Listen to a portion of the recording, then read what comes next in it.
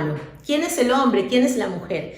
Y entendimos a la luz de la palabra que somos una unidad totalidad, que siempre funcionamos de manera armoniosa o no, espíritu, alma y cuerpo simultáneamente, y que estamos fragmentados cuando pensamos de una forma, sentimos de otra, nos conducimos de otra o hablamos de otra, y que eso de ninguna manera es saludable. Además, sacamos los conceptos de humanidad desde donde necesitamos sacarlos. ¿De dónde? ¿A quién le pregunto quién es el hombre? Al Dios que lo hizo, al Dios que lo formó. Porque es importante que vayamos revisando los conceptos que manejamos en la vida y que vayan de acuerdo a las verdades de la palabra de Dios. ¿Por qué? Desde el concepto que tienes de las cosas, las situaciones, las personas, tú te relacionas. Recordemos la parábola de los talentos. El único que escondió el talento y no hizo nada con él, a la hora de dar explicaciones dijo lo siguiente: es que yo te conozco, yo sé que recoges donde no esparciste y que cosechas donde no sembraste. Él tenía un mal concepto de aquel que le dio el talento. Y desde el concepto nos relacionamos con la humanidad, con la comunidad, con la sociedad, con nosotros mismos, con hombres, con mujeres, con personas individuales. Así que este es un recordatorio. Vamos a filtrar nuestros conceptos de acuerdo a lo que Dios dice. No podemos solamente tener conceptos aislados, sino asegurarnos que van de acuerdo a la verdad del Evangelio que está descrita en su palabra. Y bueno, quisiera que hiciéramos un repaso de lo que habíamos aprendido. El hombre es espíritu, alma y cuerpo. Somos imagen y semejanza de Dios, portadores de, pero también naturaleza humana caída. Eso es lo que somos. Y eso trae una tensión en nuestra existencia y constantemente una se opone a la otra. Pero Dios nos dio herramientas en espíritu, alma y cuerpo para afrontar las situaciones de la vida, y espíritu, alma y cuerpo pueden llevarnos de vuelta a Él. Vamos a ver un fragmento del video con el que aprendimos este principio, una unidad totalidad, espíritu, alma y cuerpo. A ver si te recuerdas de qué se trata.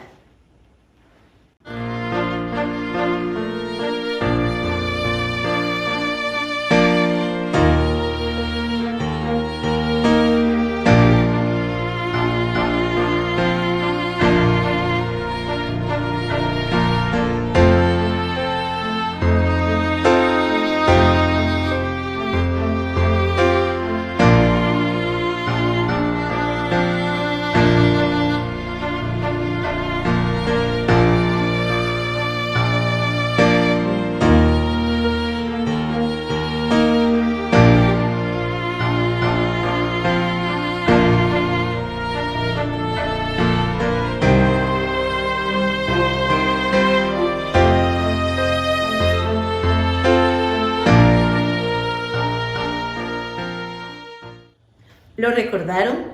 El instrumento representa el cuerpo. La partitura, la melodía que oímos representa el alma. Y el espíritu representado por los músicos o por los instrumentistas, de tal manera que están funcionando al mismo tiempo.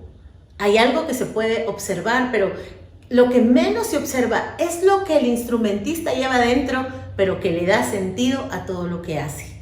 Recuerda, es importante la forma en que te relacionas con tu cuerpo, porque es un templo, porque también te lleva dentro, porque no solo lleva dentro tu espíritu, sino el espíritu de Dios. Es decir, nuestra relación con el cuerpo también es espiritual. Es importante en cómo te relacionas con el alma, porque ahí están tus sentimientos, tus emociones, y desde ahí no hay nada en tu vida que no sea atravesado por tus sentimientos, por tus emociones, por las ideas, por las creencias que traes, por tus pensamientos. Esa es la importancia del alma, de la psique. ¿Recuerdan el término? De donde viene la palabra psicología. Y bueno, y el espíritu es ese instrumentista que se da, que se entrega. Y en aquella melodía va algo de sí mismo. Espíritu, alma y cuerpo. De donde fortalecemos el espíritu y cuidamos nuestra alma. ¿Saben qué es importantísimo? Cuando recibimos a Jesús, cuando le abrimos a Jesús nuestra vida, nuestro corazón, ¿qué es lo que le entregamos regularmente? Le entregamos el alma, ¿cierto? Ese yo que somos, ese ser humano en su totalidad, a través del alma rendida y postrada, del alma que reconoce su necesidad, del alma que reconoce que sin Dios se siente huérfana. Bueno, ese es el ambiente en el que se da el acto de la conversión. Nuestro cuerpo, por supuesto que se beneficia, y nuestro espíritu recibe la plenitud de volver a su espíritu fuente, el espíritu del ser humano conectado nuevamente al Espíritu de Dios a través del sacrificio de Jesús en la cruz. Es maravilloso. Esas son nuestras buenas noticias que llamamos evangelio. Muy bien, vamos a seguir entendiendo cómo el campo de la psicología, cómo la psicología nos da algunas propuestas para entender la conducta humana. Les voy a mostrar 3 enfoques psicológicos que son los enfoques psicológicos básicos de donde se desprenden todos los demás. Quiero que vayamos a la pantalla y veamos los enfoques psicológicos. Esta es parte de la historia del desarrollo de la psicología. La psicología empieza con Sigmund Freud, que es el padre de la psicología por ser el primero y quien puso sobre la mesa el psicoanálisis. Sigmund Freud le dice a la humanidad, hay una parte de nosotros que no se ve, y la llamó inconsciente. Para él, en el inconsciente estaba todo aquello guardado del hombre que estaba reprimido. Y para Sigmund Freud, lo que movía al hombre, que son los principios de motivación, es decir, lo que me mueve en la vida es, y para él era, vamos a la pantalla, placer. Y saben que todo ser humano se relaciona con el placer de distinta forma. Cuando escuchas la palabra placer, ¿a qué te conecta? ¿Y qué sientes? Cuando yo digo, necesitamos vivir vidas llenas de placer. ¿Y saben una cosa? El placer Dios lo dio como un regalo al ser humano y puso formas de placer en espíritu, alma y cuerpo, ¿sí o no? Así que una vida llena de vida, una vida plena, no es una vida ausente de placer. Pero Sigmund Freud pensaba que al hombre solo lo movía el placer, de tal manera que le dio lugar muy preeminente a los instintos. Entonces, creo que habrán oído alguna vez que para él todo era sexual, porque uno de los placeres más importantes en la vida del ser humano es el placer sexual. Pero básicamente Sigmund Freud hizo esto, un reduccionismo de la vida del ser humano solo a la búsqueda del placer. En automático pienso en el rey Salomón. El rey Salomón en algún momento dijo, yo me voy a entregar al placer y los voy a probar todos. ¿Recuerdan en Eclesiastés? Y le dio, dice, rienda suelta a su alma en sus placeres hasta que llegó a ver que no tenía sentido. Una vida dedicada solo al placer es una vida reducida a una parte de la existencia. El placer no tiene nada de malo en sí mismo, pero claro que hay placeres que son ilegítimos. ¿Hay algún pecado que no tenga que ver con el placer? Pregunto, piensen en alguno.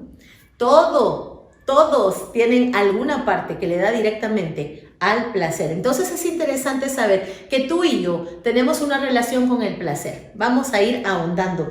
Luego, de la misma escuela de Sigmund Freud, sale uno de sus alumnos que se llama Alfred Adler y él es el padre de la psicología social. Él dijo, no, al hombre no lo mueve el placer, lo mueve algo más poderoso, lo mueve el poder. Y al hombre lo mueve el poder, ¿sí o no? Y cuando digo el hombre me refiero al ser humano. El hombre y la mujer se relacionan con el placer, el hombre y la mujer se relacionan con el poder. Y saben que está bien relacionarse con el poder. De hecho, si recuerdas la clase anterior, en Génesis 3 nos dieron ese mandato. Vamos a señorear. Y eso implica un cierto poder. Recuérdense que estamos hechos a imagen y semejanza de un Dios que sí es todopoderoso y que está compartiendo su gloria con nosotros. La responsabilidad, la autonomía, nos conecta con asuntos de poder. Pero él también hace un reduccionismo. Él dice, para el hombre es importante su sentido de poder. Por lo tanto, se relaciona en un medio, en una comunidad, y lo que necesita es ganar. Y algo que puede frenar su avance en la vida son sus complejos, de donde él necesita ganar a toda costa. Ese es un reduccionismo de la vida. Y oye, como iglesia de Cristo, como pueblo de Dios, pero más allá de eso, como individuos, ¿cuánto hemos reducido nuestra vida al placer o excluir el placer de nuestra vida. ¡Qué terrible! Cualquiera de las dos. ¿Y el poder? ¿Qué tanta importancia le das a los números? ¿Qué tanta importancia le das a llegar a tus metas y objetivos? ¿Qué tanto compites en lugar de compartir?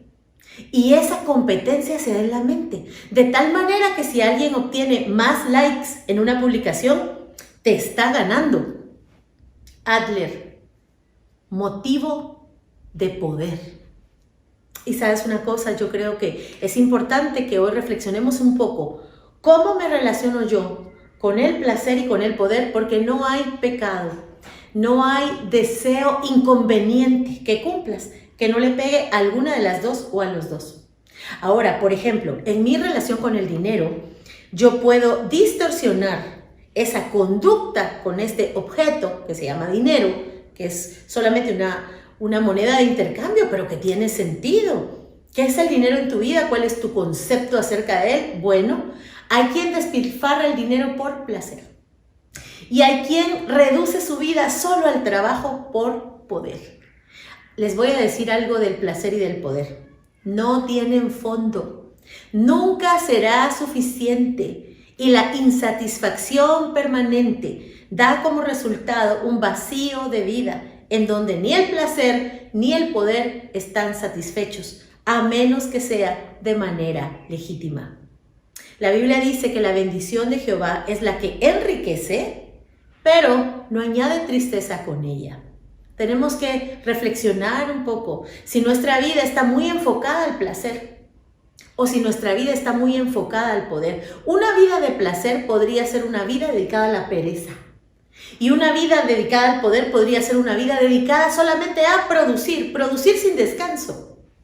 Y ninguna de las dos podría tener coherencia con los principios que nos muestra la palabra de Dios. Ahora, estos dos psicólogos, estos dos médicos realmente no eran creyentes, eran ateos. Y ponen su propuesta a la humanidad y la verdad es que está muy validada. Les voy a decir que ambos tenían razón, porque al hombre sí lo mueve el placer, al ser humano sí lo mueve el poder, pero no solo eso. Entra en escena Viktor Frankl. Viktor Frankl, que ya les hablé de él, que era un médico, un psiquiatra, un neurólogo, un filósofo austriaco, que era judío, sobreviviente de los campos de concentración nazi. Ya haciendo todo esto, él sobrevive todo aquello y desarrolla la logoterapia, que es su enfoque psicológico, pero entonces estamos viendo la propuesta de un creyente en la escena mundial. ¿Cuál es tu propuesta en la escena mundial? Desde lo que eres, desde lo que haces. ¿Cuál es la propuesta de la gente a la que sirves? ¿Cuál es la propuesta de tus jóvenes en el deporte, en el arte? ¿Cuál es la propuesta familiar? ¿Cuál es? ¿En dónde están los intelectuales cristianos? ¿En dónde están los intelectuales creyentes como Daniel, Sadrach, Mesach y Abednego, que su inclinación al conocimiento y su habilidad de aprender tuvo sentido aún en medio de Babilonia? Y ellos no llegaron a Babilonia para salir de ella, sino para resistir en ella y para impactar aquel reino con las verdades de Dios que llevaban adentro. Es interesante, ¿verdad? Bueno, pues Viktor Frankl dice logoterapia. La logoterapia lo que dice es, sí, al hombre lo mueve el placer, pero el hombre no es solo sus instintos. Lo tiene que mover algo más trascendente. Sí, al hombre lo mueve el poder, pero la vida del hombre no puede estar encaminada solo a superar sus complejos. Porque de pronto se vive entre el complejo de inferioridad y superioridad. Que me siento muy pequeñito o me siento muy grande. La trampa del ego, diferentes síntomas, misma enfermedad, un alma enferma. Cuando tú sabes a quién darle la gloria y cuando sabes a quién le pertenece el poder, no entras en competencias absurdas. ¿Cierto?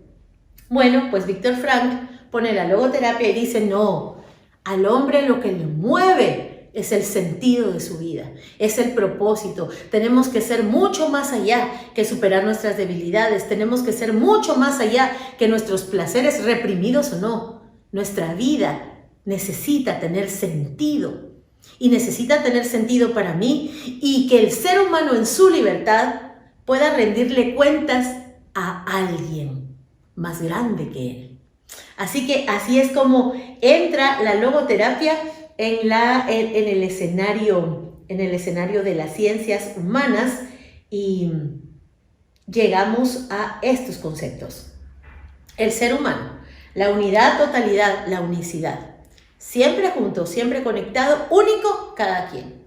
Así que de repente cuando te cueste comprender a otro, solo recuerda que estás frente a un ser humano, hecho a imagen de Dios, limitado y único, muy diferente. Así que no estamos llamados a comprenderlos a todos en todo momento, pero aunque yo no pueda comprender, sí puedo respetar.